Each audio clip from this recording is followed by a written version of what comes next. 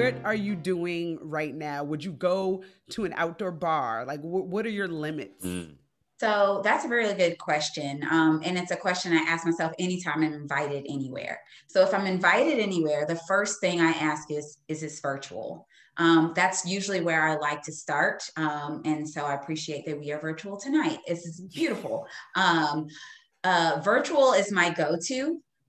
If it is not virtual, then the next thing is outdoor seating. Now it's cold and I don't like being cold. So the outdoor seating thing is not really working out for me right now. Although, and I want to say this, being outside, but in a tent, but it's still closed, that's not outside. That's still inside. You're just in a tent. Like, it's like you're camp restauranting. So, like, that's not outdoor seating. And so that being said, I will do one-on-ones in a indoor restaurant sparingly, but usually when the restaurant first opens and there's no one else there, or when the restaurant is about to close and there's no one else there. And so there is still the capacity to be spaced out from other people. But even that makes me nervous. So that is probably the most risky situation I would put myself in. I do not like to put myself in that situation often. And so it's one of those things where I like I said, I'll do it sparingly, kind of as a last resort.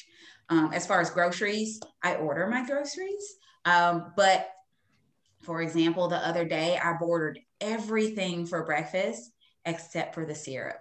And so then I still had to go to the store and get syrup. But it was a very quick trip to the store.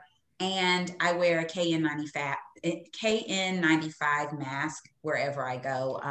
Or if I'm wearing a cloth mask, I'm wearing 2 masks. I just want to say thank you for everything you just said. I will be writing this down and telling my parents. A microbiologist said this is what you need to be doing. Anything outside of this, sit your tail down. So, no, like when I tell my friend I can't go to her 100-person wedding, I'm just going to send her this clip. Yeah. There you go. Yeah.